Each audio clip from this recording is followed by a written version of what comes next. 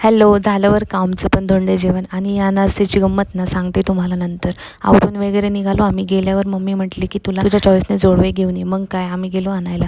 मला तर समजतच नव्हतं कोणती घेऊ. मी एकटी असले ना असंच होतं माझ्यासोबत. जोडवे घेतले आणि अंगठी पण आवडली. घरी पोहोचलो तर ताट करायला सुरू केलं होतं. आधी सगळे पुरुष मंडळी जेवले, नंतर आम्ही जेवलो. आज होता सार्वजनिक बड्डे. भैयाने आधीच केक आणून ठेवला होता. आम्ही सगळ्यांनी ओवाळून घेतलं आणि याची घाई बघा, केक खायचे आणि कापायचे सुद्धा. मग तिघांनी मिळून केक कट केला.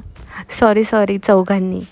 मग आम्ही सगळ्यांनी केक खाल्ला. याची माऊची मस्ती पहा. नंतर काय तर मानपानाचा कार्यक्रम सुरू झाला. आणि अनारसेचं सांगायचं म्हटलं तर आम्ही ते तिथंच विसरून आलो. आमचं आता झालं मानपान, पण म्हणतात ना फक्त अधिक महिन्यामध्येच आईची ओटी भरता येते. मग माझी मम्मी आणि माझी काकी या दोघींची पण ओटी भरली आणि त्यांना म्हटलं की चांगला आशीर्वाद द्या. त्यावर ते हसले आणि म्हणाले, आईवडिलांचे आशीर्वाद तर कायम आपल्या मुलांबाळांवर असतात. आणि मी त्यांना गजरे पण आणले होते. असाच होता मग आजचा दिवस. चला मग, बाय.